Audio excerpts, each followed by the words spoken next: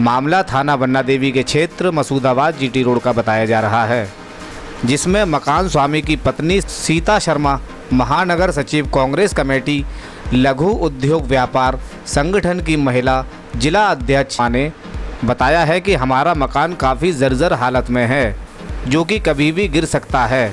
जबकि 8 अक्टूबर 2021 को मकान का निरीक्षण किया गया, जिसके आधार पर नगर निगम द्वारा मकान स्वामी धर्मेंद्र कुमार को 19 अक्टूबर 2021 को नगर निगम द्वारा नोटिस भेज दिया गया है।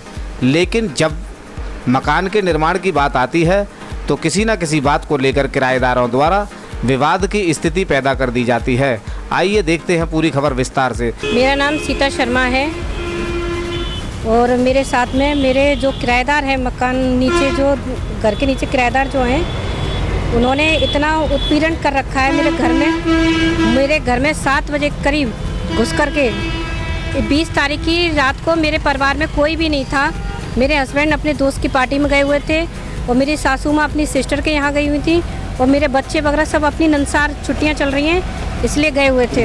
और रात को और मैं और मेरी ननद मीनाक्षी शर्मा हम दोनों उनकी जो रिश्तेदार हैं वहाँ पे गए हुए थे और रात को कोई भी नहीं था मेरे घर में। मेरे घर में किराएदार 3 जने घुसने के बाद में उन्होंने छतों की लेंटर तुड़वाए हैं और तुड़वाने के बाद में और उन्होंने दूसरे दिन आकर के मुझे धमकी दी है और मेरे छाती पे भी गले, मेरी ननद मुझे बचाने के लिए आई हुई थी तो उन्होंने उनका गला दबाया। सुरेश बाबू हलवाई जो हैं उन्होंने, और बंसीलाल जी भी थे और आपके गुरु ढाबा मनजीत सिंह भी थे उसमें, और उनके साथ में 4-5 लोग थे और खूब ड्रिंक कर रखी थी उन्होंने और काफ़ी मारपीट भी की, भद्र गालियां दी और कहा तुम्हारे पति को हम झूठे उस मुकदमे में फंसाएंगे। अगर 5 लाख रुपए उन्होंने नहीं दिए हमें तो हमें उन्हें उल्टे केस में फंसा करके उन्हें सबको जेल भेजेंगे और तुम्हारे पूरे परिवार को परेशान करेंगे। डेली कम से कम 8-10 दिन हो गए मुझे जब से देखते आ रही हूँ मैं। मुझे अकेली महिला को समझकर मतलब घर से आना जाना भी इन्होंने जीना हराम कर रखा है मेरा, और मेरा हाथ पकड़ते हैं और वहाँ पे और मतलब कमेंटबाजी करते हैं कि आप इतनी सुंदर हैं, इतनी ये हैं, आइए मैं तुम्हें कमरा में ले चलता हूँ, ये करते हूँ। इस तरीके से मुझे भद्र गालियाँ भी देते हैं। वो नाम है हनी, उनका बेटा है, उनके संग के जितने भी यार दोस्त आ जाते हैं पूरे गली में शोर मचाते रहते हैं। और बाबू हलवाई के बच्चे हैं। मैं मसूदाबाद पे रहती हूँ और LIC बिल्डिंग के सामने। अच्छा, कहाँ शिकायत की है आपने अब तक? मैंने बन्ना देवी थाने में शिकायत की है और आपके SSP थाने पे भी शिकायत की है और आपके मुख्यमंत्री महोदय उत्तर प्रदेश लखनऊ में भी शिकायत की है, मैंने ऑनलाइन भी की है। परेशान महिलाएं कहाँ भटके, अपने बच्चों को कहाँ ले जाऊँ मैं, और इन्होंने इतना परेशान कर रखा है कि मेरे घर में आज मेरे बच्चे दर की ठोकरें खा रहे हैं। अच्छा, क्या 10-90 पर भी आपने कॉल किया? 10-90 पर मैंने सुबह मेरे साथ में फिर मैं घर से बाहर निकली हुई थी तो वहाँ के नौकर ने मुझे बदतमीजी से बात करी, मेरा हाथ पकड़ा, कमेंट किए। मैंने बस उनसे यही कहा था कि भैया ये भगोने हटा लीजिए, तो बोलता है कि तेरे बाप की सड़क है, ये निकालना चाहे तो निकाल ले यहाँ से। मैंने उनसे बोला भैया आप किस तरह से बात कर रहे हैं, लेकिन वो नहीं माने। उन्होंने इतनी अभद्र तरीके से मेरे पे चढ़ के आ रहे थे।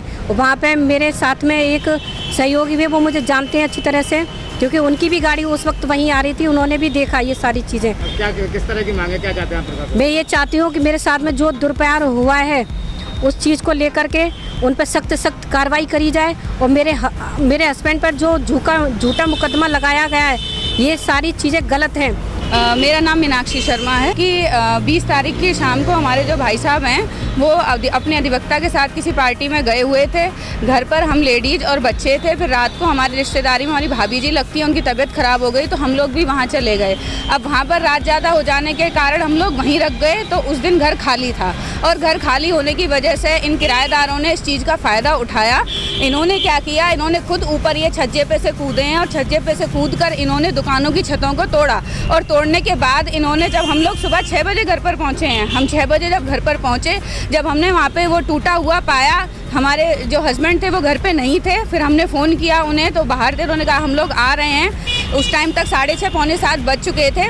7 बजे ये लोग अपने कचहरी से 2 पुलिस वाले आए इनके साथ, और हमारे 3 किराएदार थे, सुरेश जी और वो बंसीलाल जी और जो मंजीत जी हैं ढाबे वाले, वो तीनों किराएदार थे साथ में, और उनके साथ 4-5 अज्ञात लोग भी थे। उन अज्ञात लोगों ने हमारे घर में घुसने की कोशिश की और पुलिस वालों ने भी घुसने की कोशिश की, हमसे बदतमीजी की, गाली गलौज की, मारपीट की। जब हमने उन्हें रोकने का प्रयास किया तो उन्होंने हमारे को ऊपर धक्का मारा, हमारे सीने पर हाथ लगाया, लेकिन फिर भी हमने उन्हें कैसे तैसे करके उन्हें वहाँ से हटाया, तो वो लोग अंदर नहीं आ पाए। उनका कहना ये था कि आप लोगों ने दुकान तोड़ी है और हम देखना चाहते हैं, और उनके साथ में 2 पुलिस वाले भी थे, वो शायद थाना बन्ना देवी से ही थे, हम उन लोगों का नाम नहीं जानते, लेकिन वो पुलिस की वर्दी में थे। यह घटना सुबह 7 बजे की है।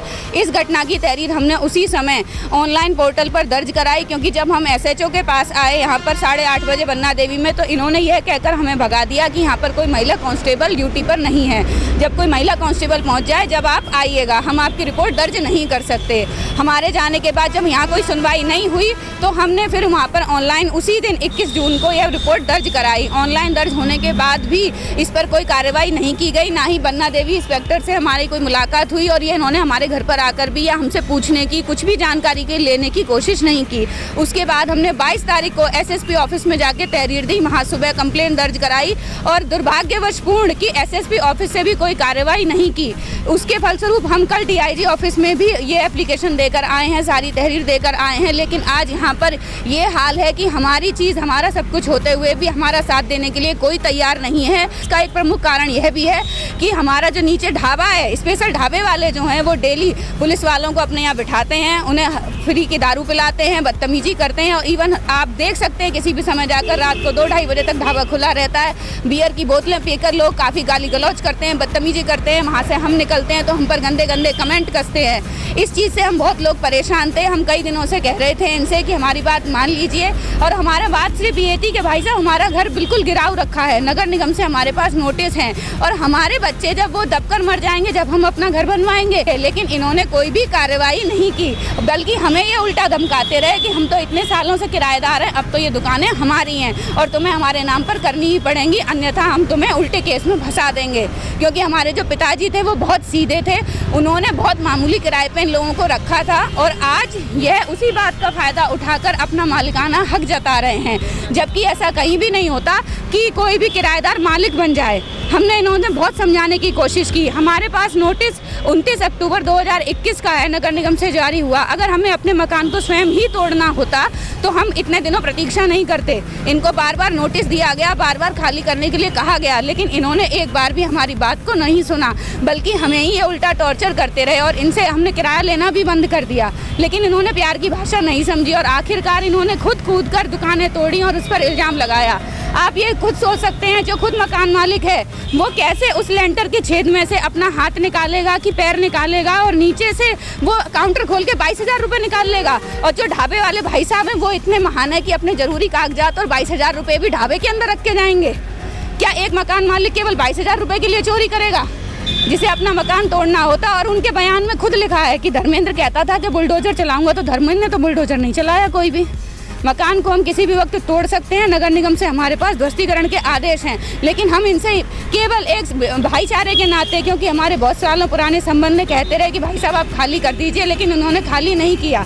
और इनके खाली न करने की वजह यह है कि आजकल GT रोड पर मार्केट आपको 5,000 रुपये की दुकान कहीं भी नहीं मिलेगी। आजकल गांव में 5,000 रुपये में दुकान नहीं मिलती, यहाँ पर ये 5,000 रुपये में 2 दुकानें लेके बैठे हुए हैं। कल मैंने इनका एक वीडियो देखा जो किसी न्यूज़ चैनल पे था लोकल, उसमें इनके बयान थे कि हमारे छोटे छोटे बच्चे भूखे मर रहे हैं, हमारे छोटे छोटे बच्चों का क्या होगा। तो भाई साहब जरा इनसे ये आप जानने की कोशिश करें कि इन छोटे छोटे बच्चों को पालते हुए इन्होंने 4-5 कोठियाँ बना ली, अपनी रामघाट रोड पर प्लॉट खरीद लिए, नए नए मार्केट बना लिए, दुकान से 4-4 गाड़ियाँ खरीद ली, बच्चों की शादियाँ कर ली, और इस छोटी सी दुकान से इन्होंने इतना सब कुछ कर लिया। अब हम अपने बच्चों को कहाँ ले जाएं? जो बच्चे मकान बारिश में ढह रहा है उसमें गिरकर मर जाएं? क्या इनके बच्चे बच्चे हैं, हमारे बच्चे बच्चे नहीं हैं? हमें मकान मालिक होते हुए हमें जीने का अधिकार नहीं है?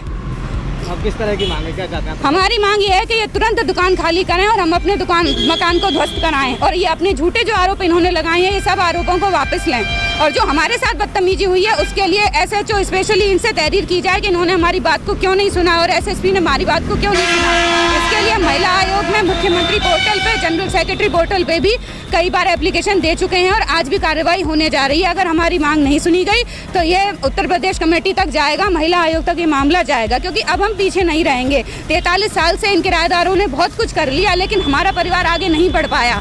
इनसे हम हाथ जोड़ जोड़ कर प्रार्थना करते रहे। आप खुद बताइए भाई साहब, जिस समय ये दुकानें हमारे पिताजी ने, हमारे बाबा ने इनको दी थी, उस समय 1 रुपये किलो दूध, 2 रुपये किलो देसी घी मिलता था। क्या ये आज के समय में 1 रुपये किलो में दूध दे देंगे? ये इंसान जो छोटे छोटे बच्चों की सुनाई दे रहा है, ये खुद 50,000 रुपये डेली उस दुकान से कमाता है। क्या इस पे 25,000 रुपये किराया नहीं दिया गया? इनसे हमने कई बार एग्रीमेंट बढ़ाने की भी कोशिश की कि आप आज की अवस्था के अनुसार किराया बढ़ाएं, लेकिन इन्होंने हमारी कोई भी बात नहीं सुनी और आखिरकार इन्होंने अपना उल्टा दाव खेलकर हमें ही झूठा साबित करके ये केस किया। आप वीडियो देखेंगे, जांचेंगे, दिखाएंगे कि कैसे आखिर उस 2-2.25 फुट के छेद में से कोई 6 फुट 7 फुट का आदमी कैसे नीचे घुस के पैसे निकाल लाएगा और सरियों के जाल को वापस लगा देगा। ये कैसे मुमकिन है?